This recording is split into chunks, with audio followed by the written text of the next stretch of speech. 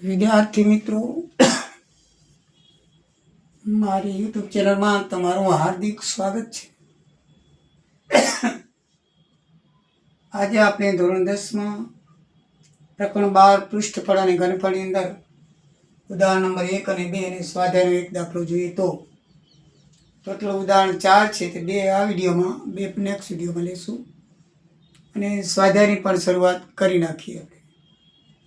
મિત્રો, આ સ્વાધ્યાયની અંદર આપણે અગાઉ જોઈ ગયા તેમ 8 પ્રકારની આકૃતિ હોય છે. મીન્સ કે 8 પ્રકારના આકાર હોય છે.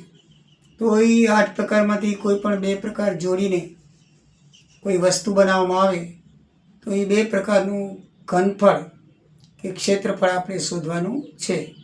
બંને પ્રકારના ઘનફળ ક્ષેત્રફળનું સૂત્ર આપણે આવડવું જોઈએ. જે સૂત્રો મેં અગાઉના વિડીયોમાં તમને જણાવેલા છે.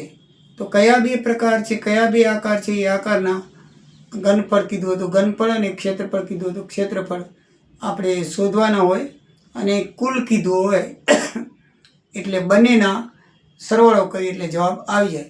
કોઈ પણ આકૃતિની અંદર 2 આકાર હશે તો 2 આકારના આપણને પૃષ્ઠફળ અથવા તો ઘનફળ શોધવાનું કીધેલું હોય, પૃષ્ઠફળ શોધવાનું કીધેલું હોય તો બંને આકારના પૃષ્ઠફળ શોધી અને તેમાં આપણે કુલ પૃષ્ઠફળ શોધી શકીએ.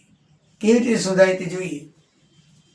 ઉદાહરણ નંબર 1, એક ભમરડાની કુલ ઊંચાઈ 5 સેન્ટીમીટર છે અને અર્ધગોળાકારનો વ્યાસ 3.5 સેન્ટીમીટર છે.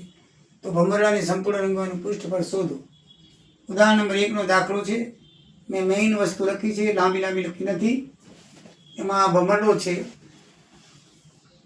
તો ભમરનો ઉપરનો ભાગ અર્ધગોળાકાર હોય, નીચેનો ભાગ શંકુ આકાર હોય. તો ભમરડાને કલર કરવો છે તો એ ભમરડાને કલર કરવા માટે એનું પૃષ્ઠફળ શોધવાનું છે. તો પૃષ્ઠફળ કેટલા પૃષ્ઠફળમાં એનો કલર થશે, તો કુલ પૃષ્ઠફળ શોધો ભમરડાનું. તો આમાં મિત્રો 2 આકાર છે, એક અર્ધગોળક છે અને શંકુ. તો અર્ધગોળકનું પૃષ્ઠફળ વત્તા શંકુનું પૃષ્ઠફળ કરો તો આપણો જવાબ આવી જાય. તો આ સૂત્રની અંદર આપણને આર પણ નથી આપેલી, એલ પણ નથી આપેલું અને શંકુની એચ પણ નથી. ટોટલ ઊંચાઈ આપેલી છે 5, પણ શંકુમાં સૂત્રમાં એચ ખપે તો એચ પણ આપેલી નથી. બરાબર છે. તો આપણે સૌથી પહેલાં આર શોધી લઈએ. આપણે વ્યાસ આપેલો છે 3.5, એની નીચે 2 લખવાથી એ ત્રિજ્યા બની જાય, કારણ કે વ્યાસ બરાબર 2 ત્રિજ્યા થાય. આ 3.25 આમને રાખો તો ચાલે અથવા ભાગી નાખો તો 1.75 આવે. તો એની ત્રિજ્યા છે તે 1.75 થાય. હવે આપણે શંકુની ઊંચાઈ આટલા સુધી આવે. આ ગોલક છે એની ત્રિજ્યા 3.5 સેન્ટીમીટર છે, એની ઊંચાઈ કહેવાય. બરાબર છે. એનો વ્યાસ 3.5 સેન્ટીમીટર છે. હવે એની આમ ઊંચાઈ છે એ ત્રિજ્યા કહેવાય. તો વ્યાસને ભાગ્યા 2 તો આપણે ત્રિજ્યા એની ઊંચાઈ થાય, આ ત્રિજ્યા કહેવાય છે. આમ આખો વ્યાસ છે એની ઊંચાઈ એટલા સુધી લેખાય. તો 1.75 છે એની શું કહેવાય, અર્ધગોળકની ઊંચાઈ. બરાબર ને. આ વ્યાસનો અડધો ભાગ છે, આ એની ઊંચાઈ કહેવાય. તો 1.75 5માંથી બાદ કરો એટલે આટલો શંકુની ઊંચાઈ આવી જાય. તો 5માંથી 1.75 બાદ કર્યા એટલે 3.25 આવ્યા. તો એ શું થઈ, એચ. હવે એની અંદર એલ નથી આપેલી, કારણ કે પાઈ આર એલમાં એલ ખપે.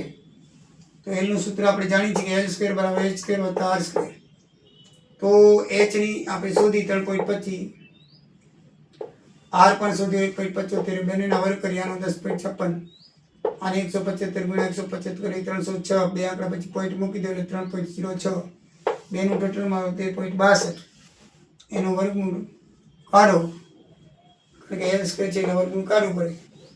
તો આ 13ની અંદર મોટા મોટું વર્ગમૂળ કયું હોય આપણે કાઢવું હોય તો વર્ગમૂળ મોઢેથી. તો 13ની અંદર મોટા મોટું વર્ગમૂળ કયું સમાયેલું છે, 3 × 9 4 × 16 3 સમાયેલું છે. 13 ને બદલે 3 પોઈન્ટ એટલે પોઈન્ટ.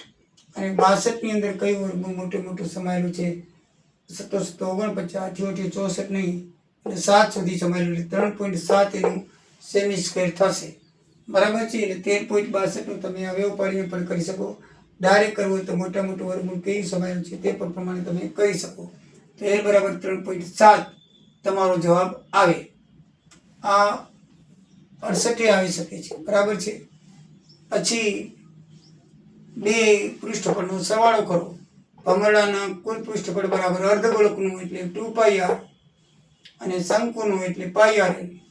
તો એમાંથી 2πr કોમન નીકળે છે એ 2r વધે અને l વધે. કિંમત મૂકી દો 22 અને r ની છે 175/100.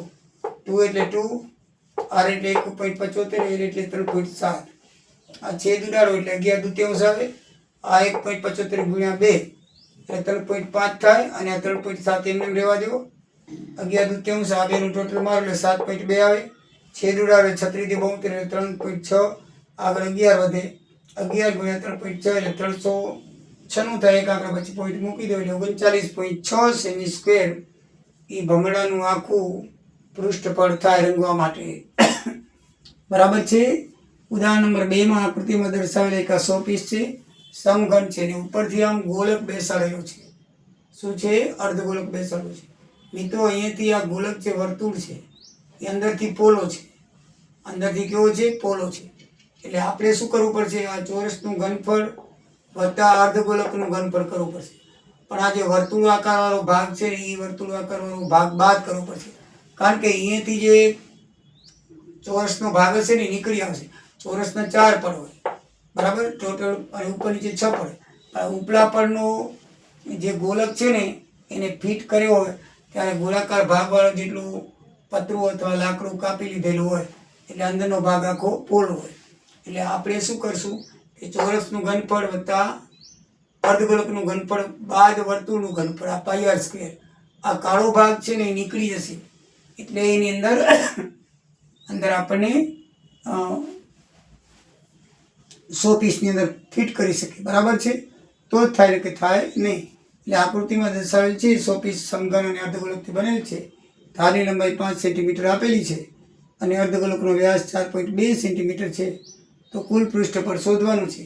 તો આકૃતિમાં 100 પીસ 2 ભાગમાં બનેલો છે, એક સમઘન અને એક અર્ધગોળક.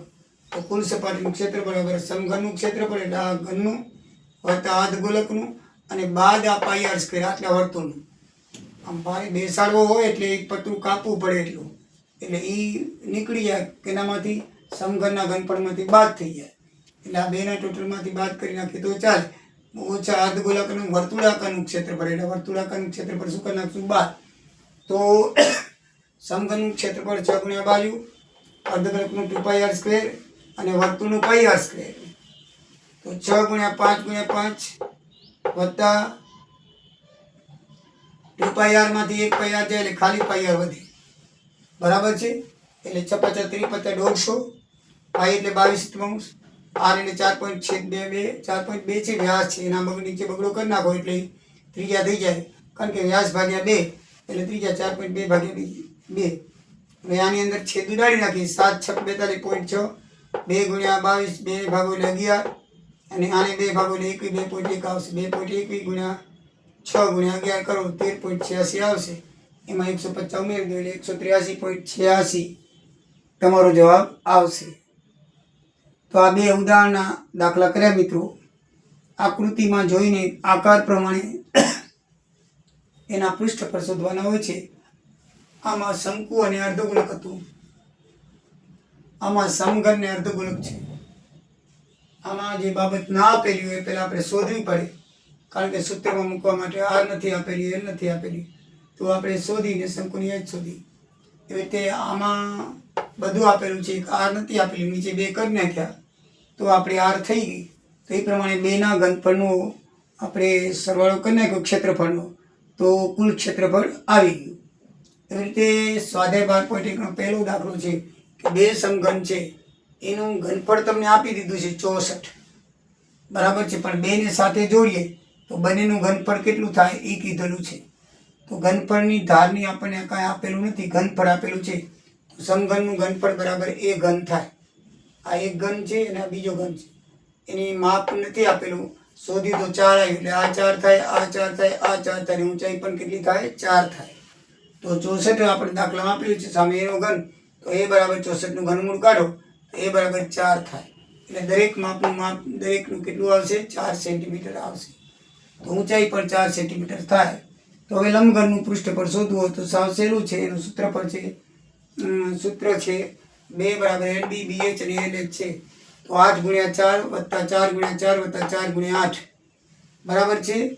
8 ગુણ્યા 4 એટલે 32, 4 ગુણ્યા 4 એટલે 16, 8 ચોક 32, 32 32 64 એટલે 16 80, 80 ગુણ્યા 2 એટલે 160.